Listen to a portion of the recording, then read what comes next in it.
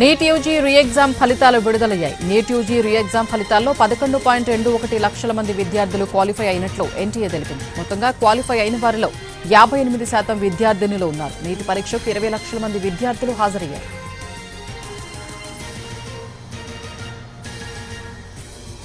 బయటికి మరిన్ని అప్డేట్స్ మా ప్రతినిధి రాజు అందిస్తారు. రాజు.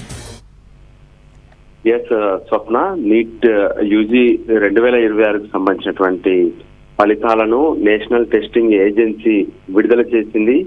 మొదట ఏ విధంగానైతే దీనికి సంబంధించినటువంటి కీని విడుదల చేసినటువంటి కొద్ది గంటల్లోనే పూర్తి ఫలితాలను కూడా వెల్లడించింది. అయితే దాదాపు 20 లక్షల మందికి పైగా నీట్ పరీక్ష రాశారు. అయితే ఇందులో మాత్రం ఓవరాల్ గా 11,21,000 మంది ఈ పరీక్షను క్వాలిఫై అయినట్టుగా ఎన్టీఏ వెల్లడించింది.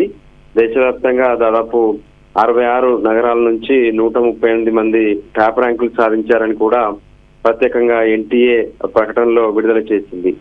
720 మార్కులకు గాను 705కు పైగా మార్కులు సాధించినటువంటి వాళ్ళు 17 మంది ఉన్నారనే విషయాన్ని కూడా ఎన్టీఏ స్పష్టం చేసింది. అయితే టాప్ ర్యాంకర్లలో తెలంగాణ, పంజాబ్, హర్యానా, రాజస్థాన్, ఉత్తరప్రదేశ్ తో పాటు మహారాష్ట్ర, బీహార్, తమిళనాడు రాష్ట్రాలకు చెందిన విద్యార్థులు ఉన్నట్లుగా కూడా ఎన్టీఏ స్పష్టం చేసింది. అయితే ఓవరాల్ గా కూడా ఈ పరీక్షకు సంబంధించి మొదట్లో కొంత గందరగోళమైనటువంటి పరిస్థితి కనిపించింది. ఎందుకంటే మొదట రెగ్యులర్ షెడ్యూల్ ప్రకారం మే 3వ తేదీన నీట్ యూజీ పరీక్షను నిర్వహించారు. కానీ ప్రశ్నపత్రం లీక్ అవడంతో మళ్ళీ తిరిగి ఆ పరీక్షను రద్దు చేస్తున్నట్లు ప్రకటించి జూన్ 21న మరోసారి దేశవ్యాప్తంగా రీ ఎగ్జామ్ నిర్వహించారు. సో దానికి అనుగుణంగా 20 లక్షల మందికి పైగా విద్యార్థులు హాజరయ్యారు. సో దీనికి సంబంధించి జూలై 13న ఓఎంఆర్ షీట్స్ కూడా విడుదల చేసినటువంటి ఎన్టీఏ ఈ రోజు ఫైనల్ కీని విడుదల చేసింది. అంతలోనే ఫలితాలను కూడా ప్రకటించింది. సో ఓవరాల్ గా 19 మంది విద్యార్థులు 700లకు పైగా మార్కులు సాధించారనే విషయాన్ని కూడా స్పష్టం చేశారు. ఆర్యన్ గుప్తా పంజాబ్ నుంచి, పంచుల్ బన్సల్ హర్యానా నుంచి 715 మార్కులు సాధించినట్లుగా కూడా స్పష్టం చేశారు. 1492 మంది 650 కన్నా ఎక్కువ మార్కులు సాధించారు. సో ఈ విధంగా అర్హులు మాత్రం ఎవరైతే ఈ నీట్ కోసం పరీక్ష రాసినటువంటి వాళ్ళలో ఎక్కువ మందే ఈసారి క్వాలిఫై అయినట్టుగా కూడా చెప్పారు.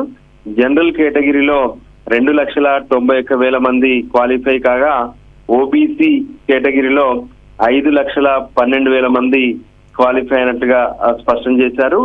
ఎస్సీ కేటగిరీలో 1,59,000 మంది, దాంతో పాటు ఎస్టీ కేటగిరీలో 63,716 మంది క్వాలిఫై అయినట్టుగా కూడా స్పష్టం చేశారు. మొత్తానికి ఎంతో ఉత్కంఠ మధ్య ఈ ఫలితాలు విడుదలయ్యాయని చెప్పుకోవచ్చు. ఇప్పటికే ఈ నీట్ పరీక్షా పత్రం దేశవ్యాప్తంగా ఏ విధంగానైతే మే 3న జరిగినటువంటి పేపర్ లీక్ అవడంతో దేశవ్యాప్తంగా పెద్ద ఎత్తున ఆందోళన కనిపించింది.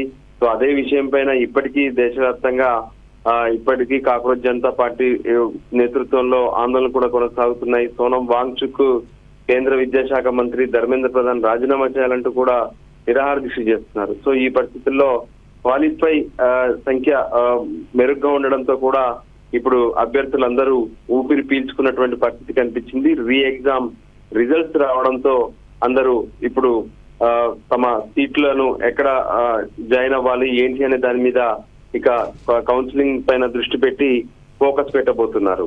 స్వప్న. Right, thank you Raju.